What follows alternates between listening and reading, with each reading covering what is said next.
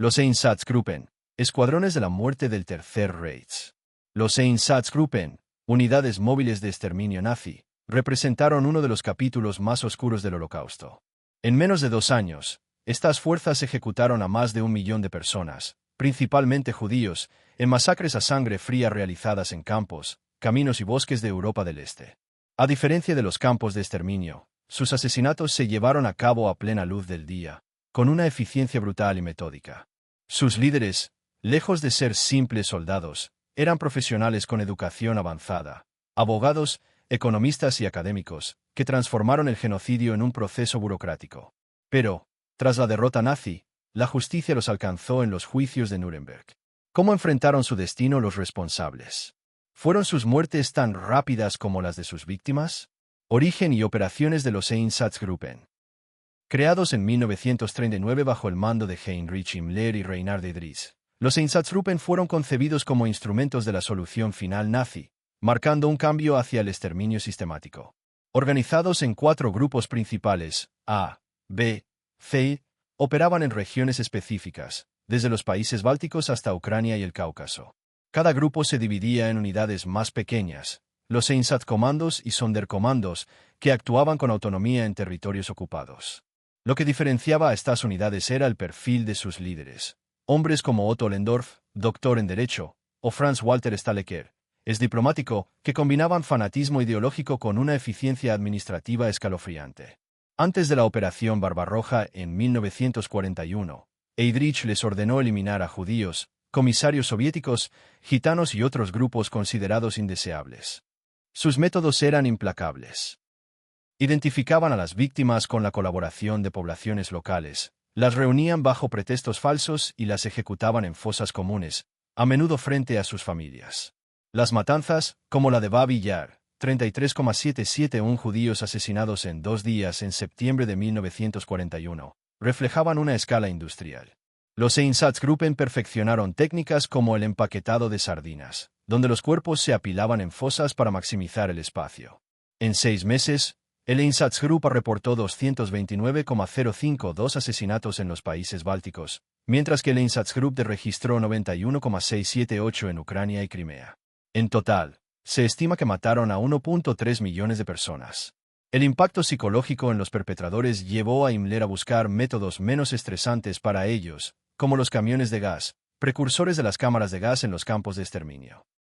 Los informes operativos, conocidos como Ereignismeldungen, documentaban los asesinatos con precisión burocrática, reduciendo vidas humanas a estadísticas.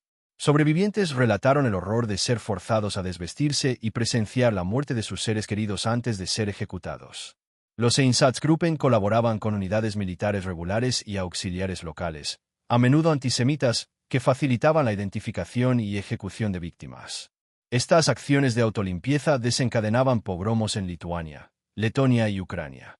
La logística era meticulosa. Camiones transportaban a los ejecutores, motocicletas llevaban órdenes, y se contabilizaban balas con precisión, de 12 a 5 a 6 por víctima con el tiempo.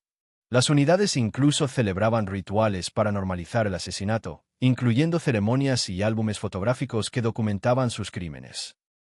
Hacia 1942, con el auge de los campos de exterminio, los Einsatzgruppen fueron reasignados a tareas antipartisanas, pero su legado de fosas comunes marcó Europa del Este de forma indeleble. Los juicios de Nuremberg, justicia para el genocidio. Tras la rendición nazi en 1945, los aliados enfrentaron el desafío de juzgar crímenes de una escala sin precedentes. El juicio de los Einsatzgruppen, iniciado en septiembre de 1947 en Nuremberg, caso 9, Estados Unidos. V.S. Otto Lendorf y otros, fue un hito al procesar el asesinato en masa como crimen contra la humanidad. A diferencia del Tribunal Militar Internacional, este juicio, conducido por Estados Unidos, recibió menos atención pública, pero fue crucial para establecer precedentes legales. El fiscal Telford Taylor enfrentó obstáculos. Los crímenes ocurrieron en lugares remotos, las víctimas estaban muertas, y los nazis habían destruido evidencia mediante la Acción 1005, exhumación y quema de cuerpos. Sin embargo, los propios informes de los Einsatzgruppen, con detalles fríos y precisos, fueron la base de la acusación. Más de 250 documentos, junto con fotos tomadas por los perpetradores, probaron su culpabilidad.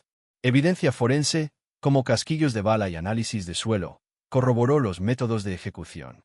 Los 24 acusados, todos oficiales de alto rango, enfrentaron cargos por crímenes contra la humanidad, crímenes de guerra y pertenencia a organizaciones criminales. Otto Ollendorff admitió la ejecución de 90,000 personas, justificándola como seguridad preventiva. Otros, como Paul Blobel, responsable de Babi Yar, no negaron los hechos, pero alegaron seguir órdenes. La fiscalía desmontó esta defensa, argumentando que estos hombres educados tenían plena conciencia de la ilegalidad de sus actos. Testimonios de sobrevivientes, como Solomon Schlieselman, describieron la brutalidad de las ejecuciones, mientras que oficiales de la Wehrmacht confirmaron la coordinación con los Einsatzgruppen. El tribunal, presidido por Michael Musmanno, equilibró el derecho estadounidense con principios internacionales emergentes, sentando bases para la definición de genocidio en la ONU en 1948. El 10 de abril de 1948, tras 136 sesiones, el tribunal emitió veredictos. 14 acusados fueron condenados a muerte, 2 a cadena perpetua, 5 a penas de 10 a 20 años, y 1 fue liberado por su rol menor. El fallo rechazó la defensa de órdenes superiores, estableciendo que los individuos son responsables de sus actos, incluso en contextos de obediencia militar. Ejecuciones en Landsberg. El fin de los verdugos. Las ejecuciones se llevaron a cabo en la prisión de Landsberg, un lugar simbólico donde Hitler escribió Mein Kampf. Entre el 7 y 9 de junio de 1951, los 14 condenados a muerte enfrentaron la horca en un gimnasio adaptado con 3 plataformas. El procedimiento, diseñado para causar la muerte instantánea por fractura cervical, seguía estrictas normas militares. Cada condenado fue despertado horas antes, vestido con ropa sencilla, y se le ofreció una comida final. Muchos pidieron solo café y cigarrillos. Podían redactar una declaración final y recibir asistencia espiritual. Otto Ollendorff mantuvo su frialdad, insistiendo en la legalidad de sus actos. Paul Blobel mostró ansiedad extrema, necesitando sedantes. Werner Braune, abogado, intentó justificar sus acciones hasta el final, mientras que Ernst Bieberstein, ex pastor, buscó redención espiritual. El proceso era metódico, los condenados eran escoltados a la horca, encapuchados, y la trampilla se activaba tras la lectura del veredicto. La muerte ocurría en minutos, confirmada por médicos militares.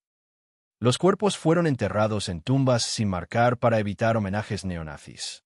Testigos, incluidos periodistas y representantes legales, describieron los procedimientos como solemnes, enfatizando la justicia legal sobre la venganza. Impacto y legado. El juicio y las ejecuciones de los Einsatzgruppen marcaron un avance en el derecho internacional, estableciendo que el genocidio es un crimen punible, independientemente de órdenes estatales. Los documentos presentados, con 253,000 páginas, proporcionaron un registro histórico crucial, utilizado por académicos como Raúl Hilbert para detallar la maquinaria del Holocausto. Sin embargo, la justicia fue parcial. De los 3,000 miembros de los Einsatzgruppen, solo 24 fueron juzgados en la zona estadounidense, y muchos perpetradores escaparon. Sobrevivientes y organizaciones judías, como Simon Wiesenthal, consideraron las sentencias insuficientes frente a la magnitud de los crímenes. La Guerra Fría complicó la justicia, con conmutaciones de penas para alinear a Alemania contra el comunismo. El juicio influyó en tribunales posteriores, como los de la ex Yugoslavia y Ruanda, y en la Corte Penal Internacional. Obras como Hombres Comunes de Christopher Browning y los memoriales en sitios como Babi Yar han mantenido viva la memoria de las víctimas. Aunque las ejecuciones en Landsberg castigaron a algunos responsables, no pudieron igualar la escala del horror. Representaron el inicio, no el fin, de un esfuerzo continuo por enfrentar el genocidio mediante la justicia, la memoria y la prevención. ¿Fue el castigo proporcional al crimen? No hay respuesta sencilla.